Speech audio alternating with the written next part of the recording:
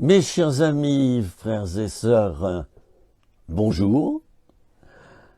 Nous passons un petit moment ensemble. C'est une vidéo d'enseignement qui est là maintenant devant vous. Nous allons passer 30 à 40 minutes ensemble et je m'en réjouis. Ah, ce qu'il me manque, c'est que je ne vous vois pas. C'est dommage.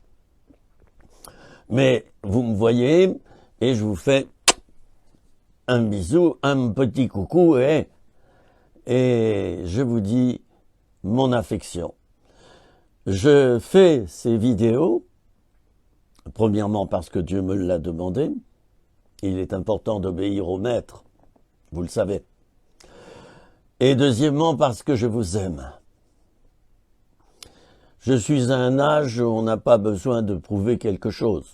Vous savez, quand on a 20 ans, on veut un avenir brillant et on cherche à se montrer et tout. Bon, enfin voilà, je vais pas décrire toutes les phases à partir de l'âge du jeune adulte jusqu'à l'âge du senior.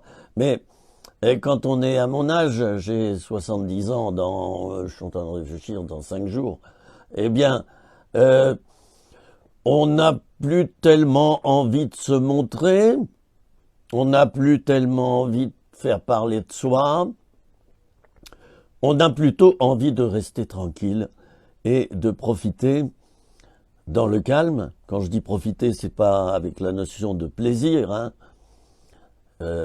Pour moi, c'est dans la notion de service de Dieu et service de l'autre. Bien, on a plutôt envie de continuer à servir Dieu, à servir les autres, mais sans trop se montrer parce qu'on n'a plus rien à espérer de soi-même, espérer de la vie, et on espère tout de Dieu. Voilà. Tant mieux, ça ne veut pas dire que le vieil homme est mort, vous le savez, mais ça veut dire en tout cas qu'on a quand même tourné la page sur un certain nombre de problèmes. Bien.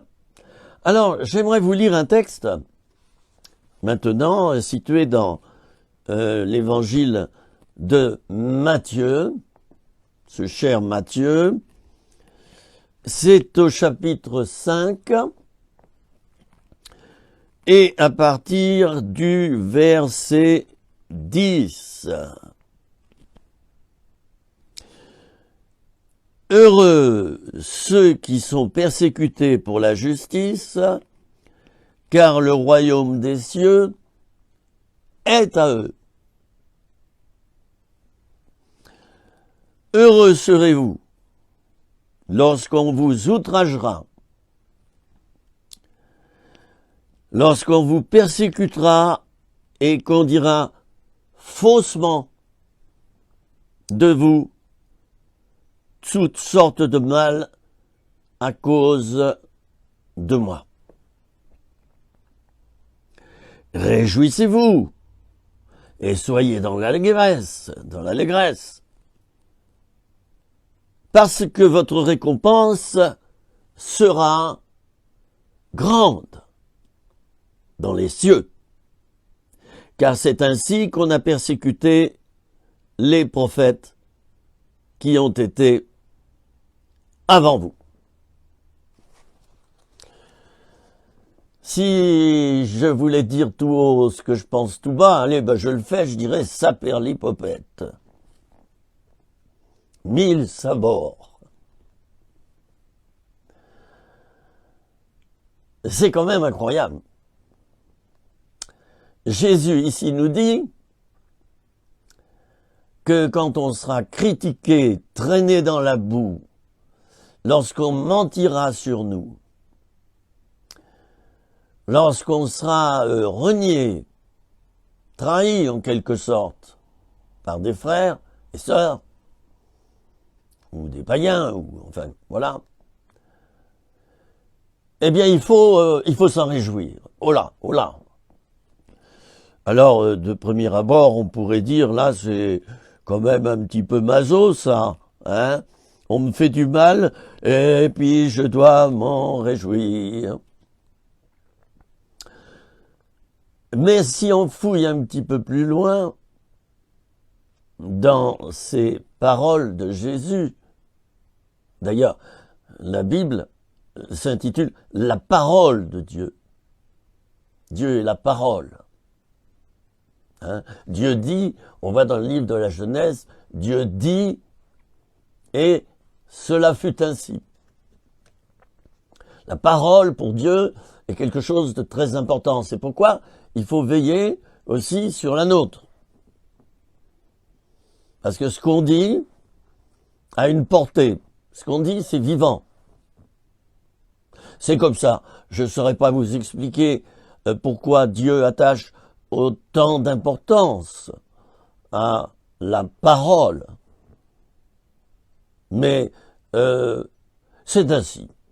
Alors ici, eh bien, Jésus dit ceci, « Heureux ceux qui sont persécutés pour la justice, car le royaume des cieux est à eux. » Le royaume des cieux est à eux. Vous entendez bien? Heureux ceux qui sont persécutés pour la justice, c'est-à-dire parce qu'ils ont voulu peut-être rétablir la vérité par rapport à quelque chose qui était injuste. Au boulot, à l'église, ou dans le groupe de jeunes, ou dans une association dans laquelle on travaille, on s'aperçoit qu'il y a du mensonge, il y a de l'injustice. Bref, c'est pas correct. Ça va pas. Alors, il y a deux manières de réagir. Soit on se tait, et on est lâche, ou alors c'est peut-être que Dieu nous a dit de nous taire. Dans ce cas-là, il faut nous taire.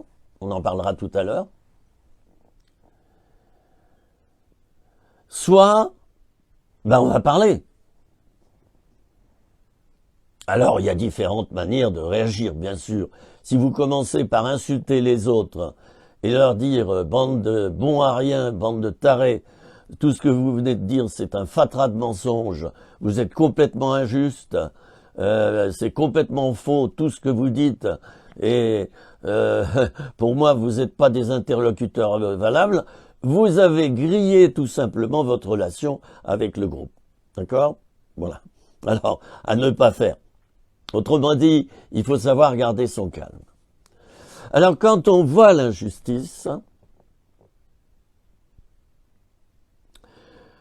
et qu'on veut rétablir la justice, car c'est notre rôle de chrétien, nous sommes le sel de la terre. L'assaisonnement, vous savez, c'est ce petit plus qu'on met, et le plat devient meilleur. Hein? C'est le poivre, l'harissa, enfin il y en a plein d'épices. Il y en a plein. Alors c'est ce petit quelque chose, pas beaucoup en général, et qui va faire que le plat devient meilleur. Alors toi, tu as un rôle. C'est justement d'être cet assaisonnement, et quelquefois même d'être la louche d'harissa que tu vas plonger dans le potage. Évidemment, alors ceux qui ont peur pour leur réputation, ils ont peur, ils soignent leur réputation, ils font toujours des sourires à tout le monde, hein, pour plaire à tout le monde. Si tu veux plaire à tout le monde, bien sûr que tu vas jamais contredire quelqu'un. Et tu vas toujours dire oui, tu vas toujours être le chrétien complaisant, ça s'appelle, hein, la complaisance. Ben oui, puis on pense non à l'intérieur. Alors, si tu veux préserver davantage ta réputation que la vérité qu'il faudrait que tu rétablisses, bon, alors, tu vas rien dire. C'est ainsi que dans des entreprises, eh bien, des choses horribles se produisent, hein, et personne ne dit plus rien. Les consciences sont endormies. Elles sont complètement anesthésiées. On ne dit plus rien, le mal se fait au su et au vu de tout le monde, et on ne dit plus rien. Et c'est grave quand même. Alors moi je suis pas, là je vous parle de mon caractère, du genre à me taire. Ce qui m'a valu pas mal d'ennuis d'ailleurs. Bon, ce qui m'a valu des ennuis, ce sont aussi les erreurs que j'ai faites. Et j'en ai fait des centaines d'erreurs. Je sais pas vous, peut-être vous n'avez fait qu'une dans votre vie, n'est-ce pas? Bravo. Moi, j'en ai fait plein des erreurs. Vous savez pourquoi? Parce que j'avance toujours. J'essaie toujours d'apprendre. J'avance. Et quand on avance, on prend des risques. Faites 3 kilomètres en voiture, vous n'avez pas tellement de probabilité d'avoir un accident. Maintenant, prenez la route et faites 5000 kilomètres par semaine, vous multipliez la probabilité d'avoir des accidents.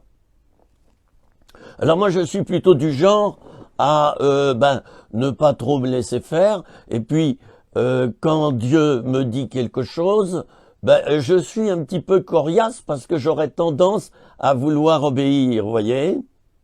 Oh, pas à tout, hein. Il y a des choses où je suis pas forcément bon sur ce coup-là, hein. Je suis pas toujours obéissant, mais il y a des choses, il y a des principes chez moi. Quand Dieu me dit une chose, si je suis sûr que c'est lui qui a parlé, qui me l'a dit, il y a déjà tout ce qui est écrit dans la parole là, hein, dont je suis sûr. Et ça, c'est immuable. On ne peut pas transformer ça. Mais je suis plutôt du genre à rester sur mes positions. Si je sais que ma position, elle est biblique, je n'en démordrai pas. Bon, vous avez peut-être pas ce caractère, j'en sais rien. On a tous un caractère différent. Moi, c'est plutôt je suis un peu effronté, un petit peu réac, et j'ai avancé dans ma vie, j'ai avancé parfois vite, en étant donc maladroit, parce que si tu avances, hein, si tu vas vite, si tu obéis, je parle pas d'aller trop vite, hein, mais si tu avances au rythme de Dieu et au rythme de ta vie, tu vas faire des erreurs. C'est obligatoire, voyons. C'est obligé. Parce que tu ne sais pas tout. Tu n'es pas parfait. Donc, plus tu vas vite, plus tu accumules le nombre d'actes que tu fais, et plus tu vas donc accumuler des erreurs. Pourquoi? Parce que ce que tu fais est imparfait. Et donc, dans ce que tu fais, il y aura un pourcentage d'erreurs. Le chrétien légaliste, à ce stade-là, il va te dire « Oh, c'est pas bien ça, hein? Soyez parfaits comme votre Père céleste est parfait. » Le chrétien légaliste, lui, il voit la loi, il est implacable, il est dur, il n'est pas miséricordieux pour un sou. Et il ne te fera pas de cadeau. Les scribes et les pharisiens étaient légalistes. D'ailleurs, Jésus les a repris et il leur a dit, vous annulez la parole de Dieu par vos traditions, et puis vous nettoyez l'extérieur de la coupe et du plat, mais au-dedans, vous êtes plein de rapines et de méchanceté. Oh dites-moi, hein, ils en ont pris plein la figure. C'est Jésus qui parle. Alors si un jour, toi tu es investi de l'Esprit de Dieu et que tu dis ça à quelqu'un, est-ce que tu crois que ça va plaire? Mais peut-être que tu as complètement raison dans la manière dont tu as parlé, parce que tu as parlé comme Jésus a parlé à cet instant précis. Vous croyez que l'amour, c'est flatter tout le monde, caresser tout le monde dans le sens du poil, et que tout va bien dans le meilleur des mondes. Oh, ça c'est pas grave après tout. Hein, il y a du péché dans l'église, mais bon, c'est pas grave. Bon, voilà. Hein. Hein. Alors donc, ne soyons pas ni légalistes à pourchasser les gens pour leurs erreurs et leurs défauts et tout ce qu'on voit de mauvais en eux, et ne soyons pas non plus l'inverse, celui qui laisse tout faire. Tout va bien. Voilà. Oui, pasteur. Oui, d'accord, pasteur. Amen, pasteur. Oui. Oui. Amen. Amen. Et toute l'assemblée dit Amen. Parce que c'est le pasteur qui parle. Et, vous le savez, on dit que chez les catholiques, il y a une déification du prêtre, quelquefois. Excusez-moi, mais dans nos milieux protestants évangéliques, il y a une déification du pasteur. C'est un pasteur qui vous parle. Moi-même. Il y a une déification de cette fonction où on dit oui et amen à tout. Mais le pasteur, il se trompe comme tout le monde. Si tu vois que ton pasteur a fait une erreur, commence pas à faire à parler autour de toi. Va le trouver. Je suis sûr que si tu es gentil, sympathique, aimable avec lui, fraternel, et que tu lui dis, voilà, moi ça me gêne un petit peu, tout ça, tu seras reçu. Et peut-être même bien reçu. Mais évite de faire des scandales dans l'église. C'est pas correct. D'ameuter tout le monde, de faire des coups de fil par derrière, et patati et patata. Ça, c'est pas bien.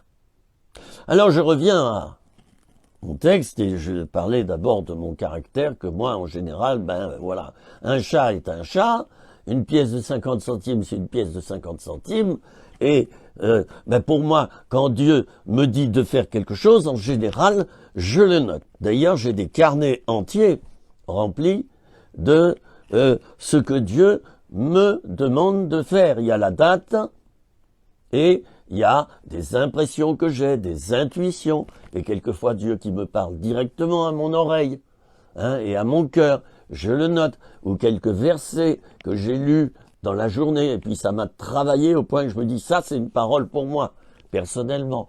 Alors je le note tout ça, et c'est important. Et je m'y tiens.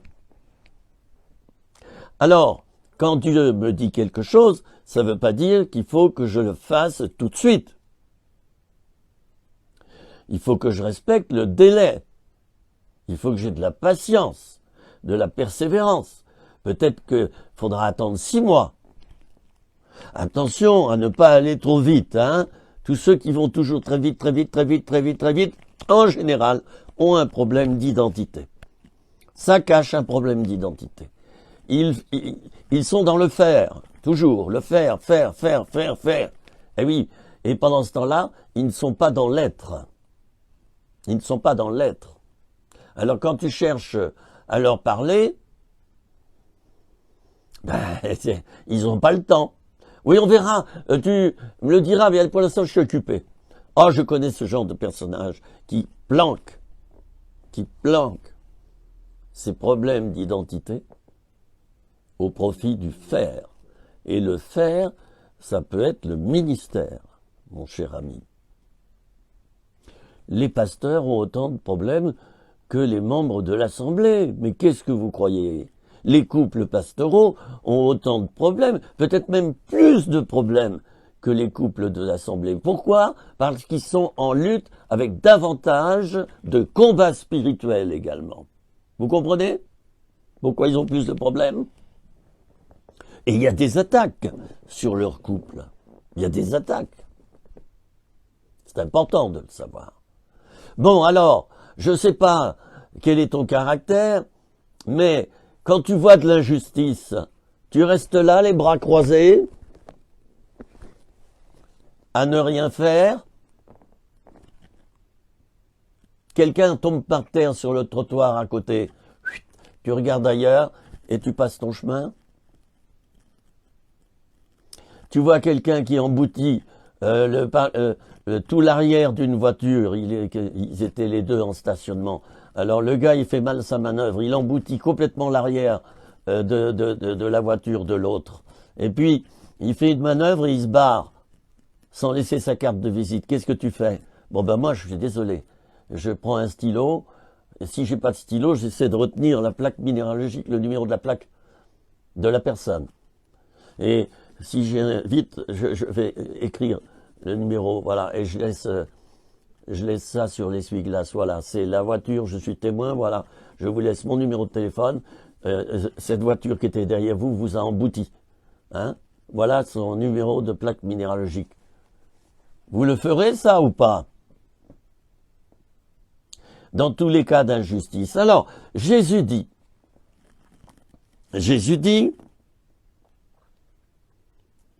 heureux ceux qui sont persécutés pour la justice, car le royaume des cieux est à eux. Voilà. Tu es persécuté parce que tu as voulu rétablir la justice. Ton chef de service, tu le reprends devant tout le monde et tu montres devant tout le monde qu'il est en train de tricher. Moi, j'ai vu des chefs de service voler dans les stocks.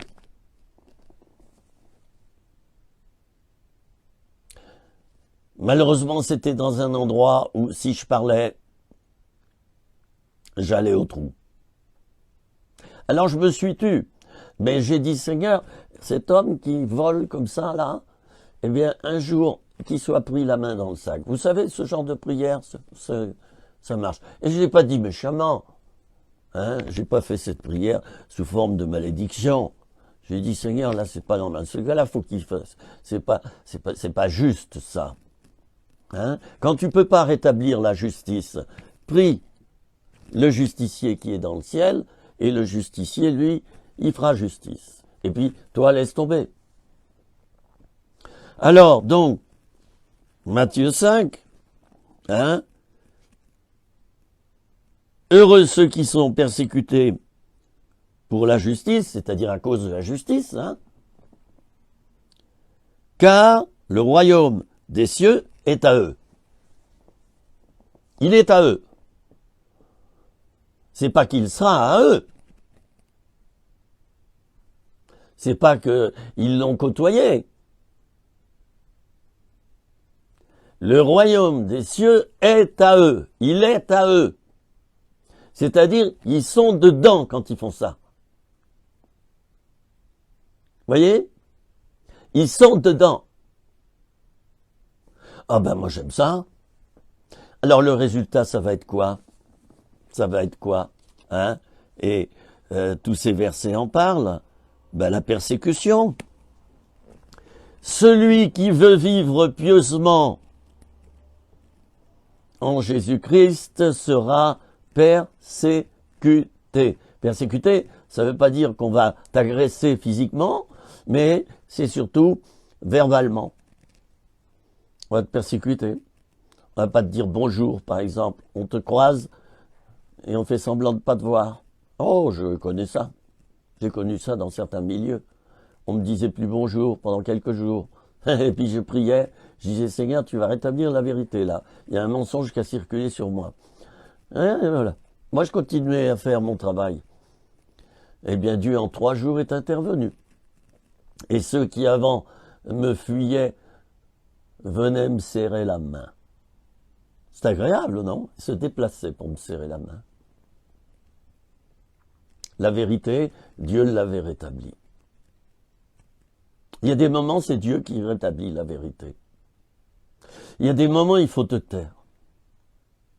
Quand tu es persécuté, quand on dit plein de mensonges sur toi, quand on interprète mal tes paroles, comme si tu avais voulu être méchant, alors que tu as dit à un frère ou une sœur, écoute, là, fais attention, parce que quand tu parles comme ça, c'est pas agréable, voilà, on parle pas comme ça à son frère ou à sa sœur.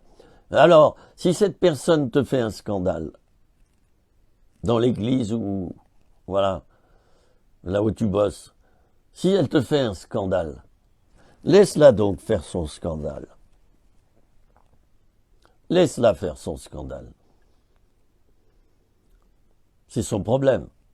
Toi, tu as voulu la prévenir gentiment et tu lui as dit la vérité.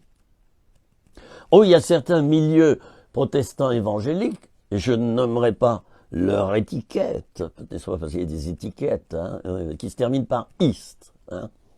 Voilà, East. C'était un East. Voilà. Hein, ou hic. Ça dépend.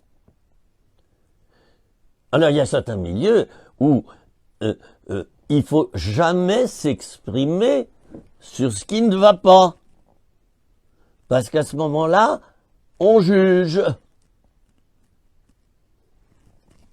C'est une violation formelle de la parole de Dieu qui nous dit discerner ce qui est bien et juste.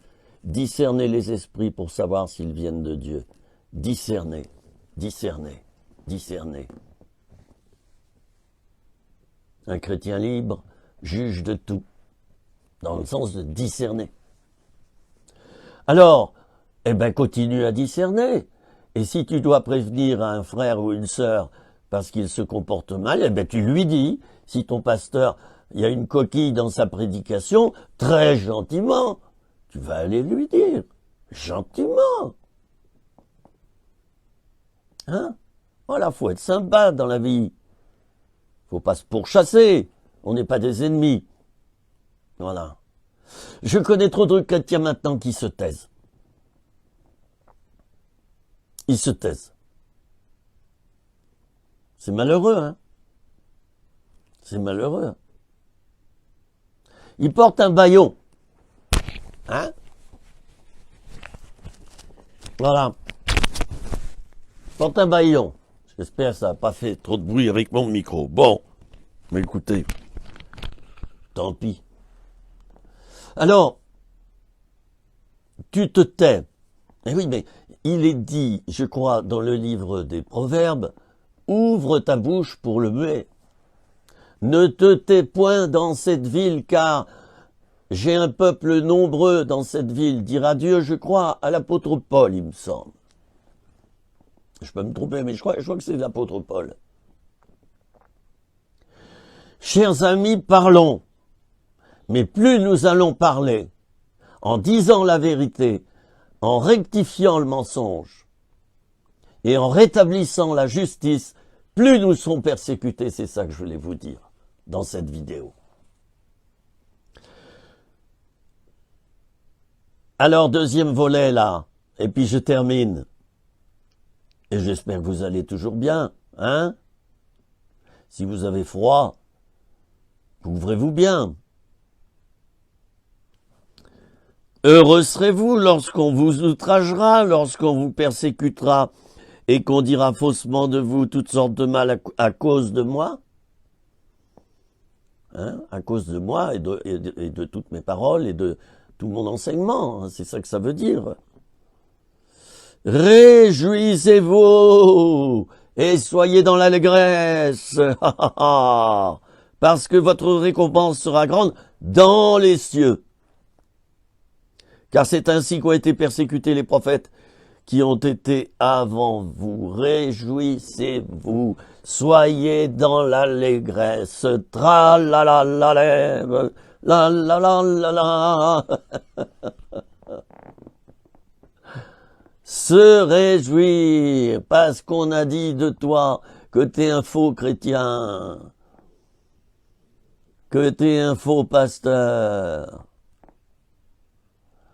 que t'es un espèce de bon à rien, que t'es un faux prédicateur, un faux prophète. Ah, vous savez, les prophètes, hein, j'ouvre une parenthèse, hein. Là je m'adresse aux prophètes. En ce moment, les prophètes sont persécutés un max. Les églises évangéliques, en ce moment-là, à l'heure actuelle, on est en 2022, fin 2022. Les vrais prophètes, parce qu'il y a beaucoup de faux prophètes qui circulent, hein, les vrais prophètes qui disent la vérité, comme Jean-Baptiste le faisait, et bien d'autres, sont très persécutés, sont traités de voleurs et de menteurs, et certains ne sont pas reçus, ou plus reçus dans les églises. Ben, il faut s'y habituer, les cocos, les amis, là. C'est ainsi qu'ont été traités les prophètes autrefois. Il y en a même qui ont été sciés et torturés vivants. Hein? Sciés vivants. À l'heure actuelle, le prophète, le vrai prophète, celui qui a la parole de l'Éternel, il est rejeté, banni des assemblées, et on le traite de faux prophète. Et le pire, c'est que les faux prophètes, eux, sont assis sur leur siège, sur l'estrade, bien tranquillou. Bien tranquille. Oh là là. Eh oui. Leur langage est bien agréable. Alors, on suit le déroulement de la réunion, le déroulement du culte. Tout va bien. Faudrait pas que le prophète arrive pour dévoiler les mensonges. On lui foutrait un coup de pied dans le derrière et dehors. Le prophète a pour mission d'exhorter d'abord, hein, d'exhorter, de rendre meilleur, par les paroles qu'il prononce, de rendre meilleurs les gens, hein, de les bonifier. C'est le premier rôle du prophète, hein, de les encourager. Le prophète est un encourageur. Mais deuxièmement, le prophète, qui par ailleurs peut prédire l'avenir, dire une parole sur les événements à venir. Ça aussi, c'est dans ses fonctions. Le prophète, eh bien, sa mission, c'est aussi de dévoiler le péché. Et donc, il va falloir qu'il dévoile le pécheur. Et s'il dévoile le pécheur, ben, il va dévoiler aussi l'Église, qui est composée de pécheurs. Il va dévoiler d'autres ministères. Parce que moi, des ministères parfaits, j'en ai pas encore rencontré, voyez. Parfait, hein, parfait, la perfection absolue. J'en ai rencontré des excellents. Ils ne sont plus de ce monde, d'ailleurs. Des excellents. Si tu dis la vérité, tu seras persécuté, rejeté. Alors je t'en prie, et c'est mon mot de la fin, je t'en prie, ne déprime pas trop. N'en fais pas une dépression parce qu'on dit faussement de toi toutes sortes de mal. On va même jusqu'à accuser ton épouse. Et tes enfants, pourquoi pas? Allez hop, on en rajoute une couche. Moi, je me souviens d'un frère qui m'avait accusé d'avoir volé l'argent avec lequel j'ai construit ma maison familiale. Et c'était enregistré sous forme de plainte de police. Il y a eu un non-lieu. Ça a été vérifié. Vous savez, quand des chrétiens se mettent à lancer des plaintes en justice comme ça, créer des dossiers sur des prédicateurs, voyez, quand ils se mettent à tenir des registres, hein, pour pouvoir ensuite attaquer et accuser les ministères ou d'autres chrétiens, ça veut dire qu'ils sont investis d'une mission du diable, ils ont été oints par le diable en tant qu'accusateurs des frères. Et c'est un ministère. Je l'ai déjà dit et je le redirai. C'est un ministère. L'accusateur des frères. Vous trouverez cela dans l'Apocalypse, le livre de l'Apocalypse. L'accusateur des frères. Il y a des spécialistes. Et il y en a parmi les pasteurs. Ils sont spécialistes. Non, non, faut pas inviter un tel parce que ça. Et puis celui-là, vous voulez l'inviter. Ah non, non, non. Ça. Et là, vous voulez... Non, non. Dans cette réunion, dans cette pastorale, il faut pas qu'il y ait cette personne. Le milieu évangélique, un certain milieu évangélique, je vais dire, pour être plus juste et correct. Parce que tout le monde n'est pas comme ça. Un certain milieu évangélique est étroit, sectaire. Il ne bâtit pas. Ou il bâtit avec ses matériaux à lui, mais pas avec ceux de Dieu. Alors il fait un tri. Voilà. Toi, oui. Toi, non. Toi. Est-ce que Jésus fait ça? Oui. Le tri aura lieu là-haut, entre ceux qui iront en enfer et ceux qui iront au paradis. Mais sur la terre, non. Il y a la parabole de l'ivraie et du bon grain. Les disciples disent, Maître, veux-tu que nous arrachions l'ivraie du champ, de manière que... Non, non, non, non, non, vous ne touchez à rien. Il y a des chrétiens ou des pasteurs, je le dis avec le sourire parce que j'ai de l'amour envers eux, vous comprenez bien. Si je n'avais pas de l'amour, d'ailleurs, vous me verriez grimacer. Et vous sentiriez que j'ai de la haine, mais j'en ai pas.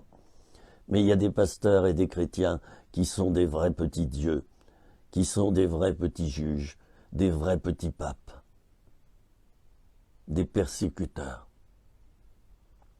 Dans mon ministère, j'ai été quelquefois repris parce que j'avais fait, oui, c'est vrai, des erreurs, et certaines graves, que j'ai confessées, que j'ai réparées, complètement. Alors, ça date des temps anciens. Mais j'ai quelquefois été victime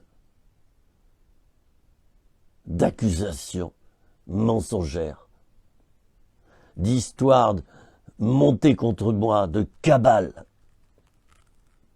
Ah, il y en a peut-être qui vont vouloir me dire tout de suite, mais pardonne frère. Ah, ça c'est ceux qui ont peur, Mais bien sûr que j'ai pardonné, Pour qui me prends-tu? Si je peux en parler maintenant, c'est que j'ai pardonné, sinon je pourrais pas. On ne peut pas parler de quelqu'un à qui on n'a pas pardonné, parce que si on en parle, il y a de la méchanceté et du fiel qui sort. Et moi, j'ai que de l'amour envers toutes ces personnes que je viens de citer. Je termine. Je regarde mon compteur, là c'est la fin de la vidéo. Nous allons prier. Mon frère, ma sœur, toi qui as vu des personnes se lever contre toi, souvent c'est des proches, Satan investit des proches, des très proches.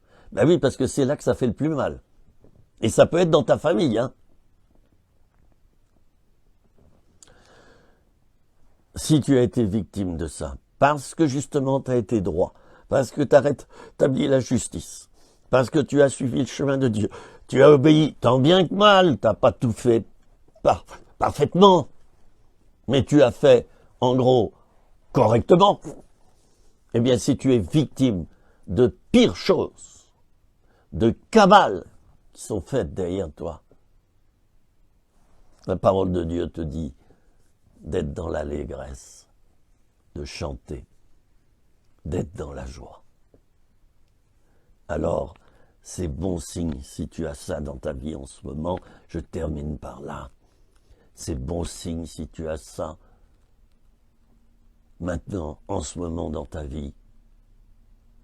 Si ça bouge autour de toi, ça peut être dans la famille, ça peut être au niveau professionnel, ça peut être dans l'église, ça peut être d'autres ministères, ça peut venir d'un peu partout. Des voisins, le voisinage, qui tout à coup s'agite contre toi, et toi tu tombes de haut, tu te dis mais qu'est-ce que j'ai fait?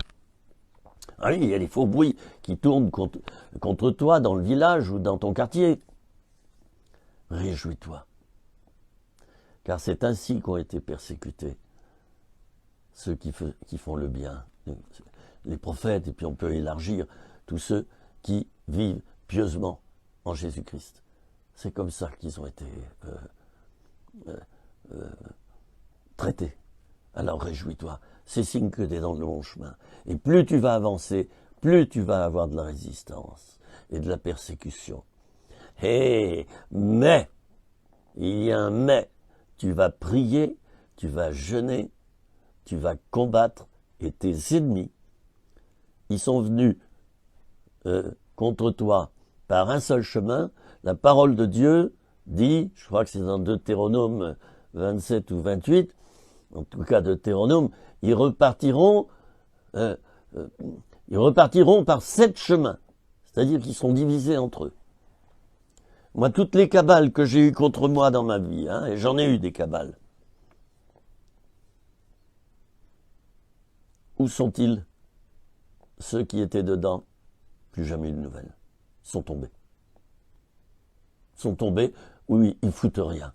Ils font plus rien spirituellement. Voilà, ils sont dans le monde.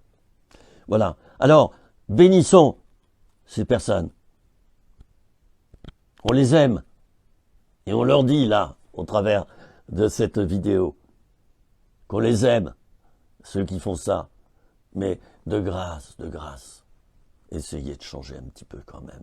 Seigneur, je te prie maintenant pour les frères et les sœurs qui viennent de regarder cette vidéo et qui ont dans leur famille ou dans leur église ou dans leur milieu professionnel, associatif ou que sais-je.